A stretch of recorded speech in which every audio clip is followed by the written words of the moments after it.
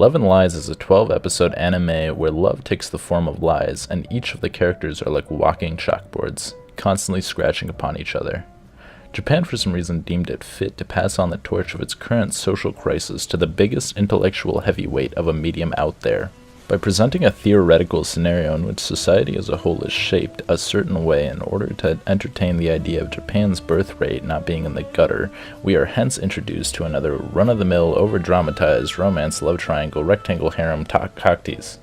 And impressively enough, its atrocious and unexplained setup remarkably gives something like Arrow manga a whole new level of credibility. While its innovativity didn't speak for much in the mind of the masses, at least it had the audacity to try and push forward a healthy agenda. It might be grasping at straws, but she's still fertile. Meanwhile, on the other end of the spectrum, we have an anime that is centered around the very same nuanced topic, yet fails to provide any substantial worth at all to the table in regard to social commentary, or much of anything, really. About midway through, it crumbles down under the weight of its non-existent rule set and unexplored concept, but impale me with a cactus if these redundant melodramatic pieces need consistency within anything but my feels. While some thoughts that reside strictly within the compounds of the show does delve into questioning the validity of a clearly corrupt system via the characters, I find it extremely difficult to believe the writer herself put any while actually writing the story. In anything but an ideal world, the idea of these arranged marriages would be a doom from the get-go, and in an ideal world there'd be no need for them in the first place. So in the end, all we're left with is a hypothetical scenario that is not and cannot be founded in reality by any stretch of the imagination, ever. Thus, the series is forced to revolve around this lofty joke of a scenario, and revolve around it, it does.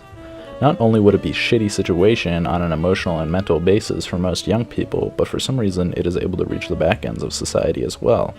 If you decide against being a mindless drone, which is somehow a rare occurrence seeing as teenagers love losing their freedom of choice, being enslaved, etc., it is for some reason able to influence your academic standing for the worse with no apparent reason anywhere in sight. Imagine being on the short end of an abusive relationship. The person you're paired with treats you like dirt, and you might be in love with someone else. So what happens when you try turning your life around for the obvious better? You get shunned by society, your future put at risk, and ironically enough, get deemed a lesser human being than your peers. How or why rejecting an arranged marriage is the end-all be-all of a person's high school life is beyond me. May as well write sex offender on the entrance exam sheet in big bold letters just so everyone is aware what a menace to society these rebellious teens really are.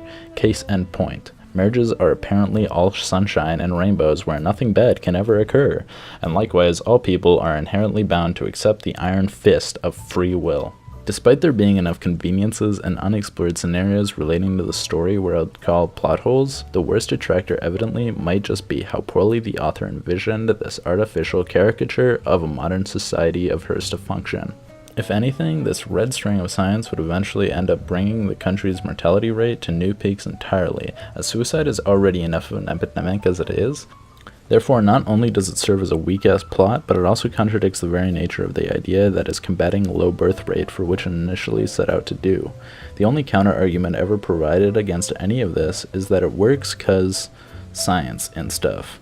Because we all damn well know science ought to seize and take notice of all of our behavioral patterns, personality traits, and preferable positions in bed.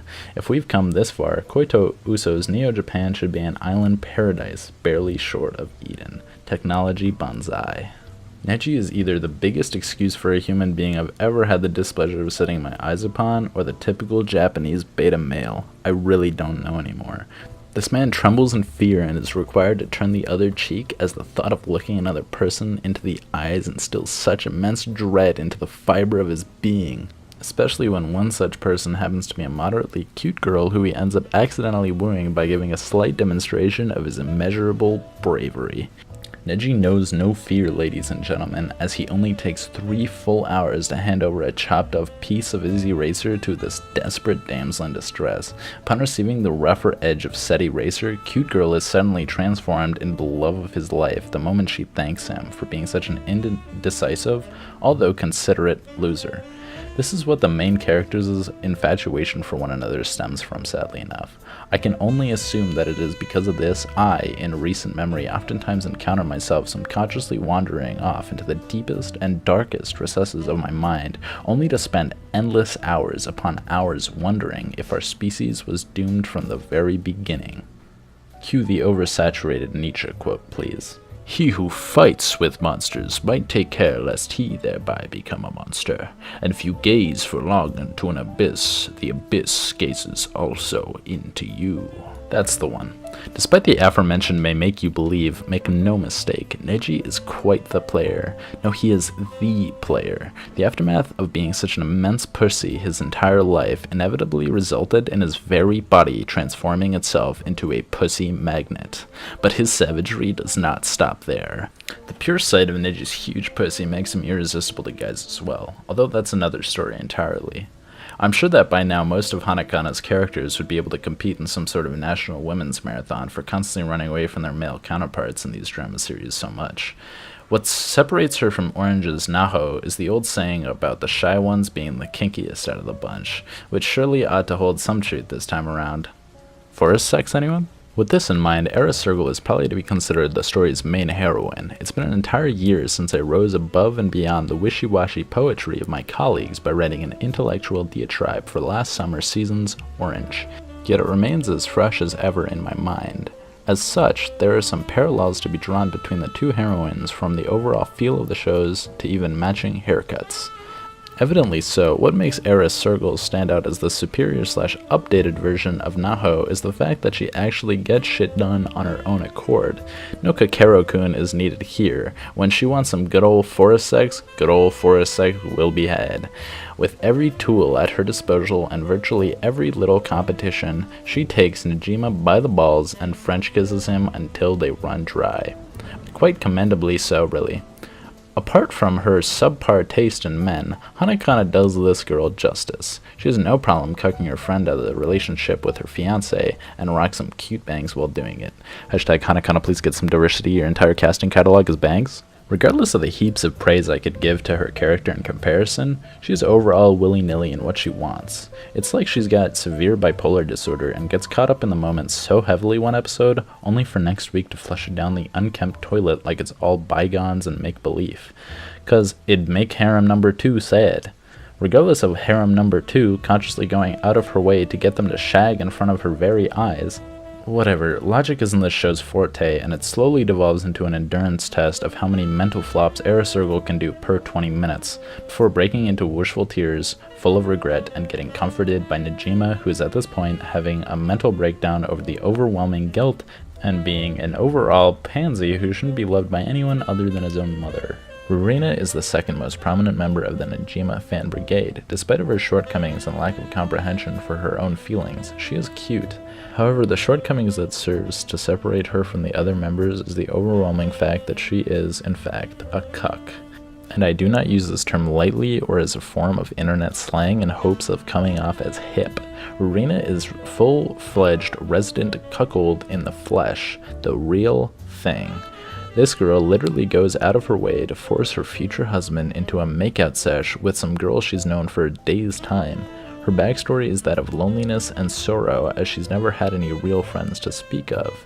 Yet when she does acquire the faintest signs of friendship, she serves as a gap closer, which would in turn make her the ultimate third wheel, essentially sending her back to square one, because she admires their unadulterated romance. The irony is that the romance in the show is bad. Anywhom, Nisaka does well to point this out before going on some completely idiotic tantrum about how the after effects of cucking can harm Nejima's academic performance. But good on him for trying. Hashtag Team Cuck. Last and dead least in the race for Neji's heart, there is the sole male companion of the gang. Nisaka is sharp, easily embarrassed, and full of angst. Why is he full of angst? Either because he's gay, or he's gay and his taste in men is subpar. While to some extent I want to applaud the writer for going this extra mile, is this anything beyond a fanship from a Fujiyoshi's hidden locker? Surely no one in their right mind thought the ship was ever setting sail. Perhaps after years of discrimination in Japan, being gay is the new blockbuster recipe after Yuri on Ice. His voice is good to the ears, but as a non-13-year-old girl, I sure was not hoping for any unforeseen unpleasantries to occur between the two boys. Hashtag Neji drop the soap. Finally, Shu Igarashi being the only female cast member able to contain her overarching lust over Nejima's shallow manhood personally comes as a huge disappointment.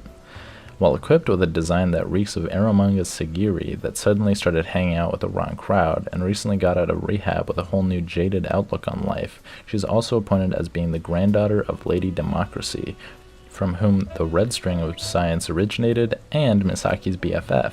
Due to the extreme position she holds in the story, you'd think she'd be able to grant some clearance as to either of the aforementioned, but no. It's a blank state of mind which this moody little snowflake operates. Being the single biggest cocktease in existence, she's revealed a laughable 2 episodes before the finale, and in that short time, nothing but her backstory is provided. Oh, and that she orchestrated the entire fall of Najima. I honestly wouldn't have known she was anything beyond Misaki's over-obsessive stalker had her Mal profile not been indicative of something else. Thanks, Mal Rewrite.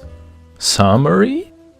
Boring series filled with plot and character inconsistency, buzzword, buzzword, buzzword, it sucks. Taking place in a twisted reality in which emotion and freedom of choice are exchanged with a lofty system that doesn't even work, and the government's tax money is spent to gather 16-year-olds to massive porn sessions where they can beat off in unison, devoid of logic, full of corny scenes, and dialogue that does get a bit experimental and even overboard for the standard by Fujoshi, for Fujoshi formula, which will sadly be all but lost on the vivid fandom consisting of 13-year-old girls and a few other unfortunate souls. I would ironically request some alluring Nisaka fan art, but this anime will be long forgotten by the time its fanbase learns to draw art more impressive than doodles of their cute elementary schoolboy crushes.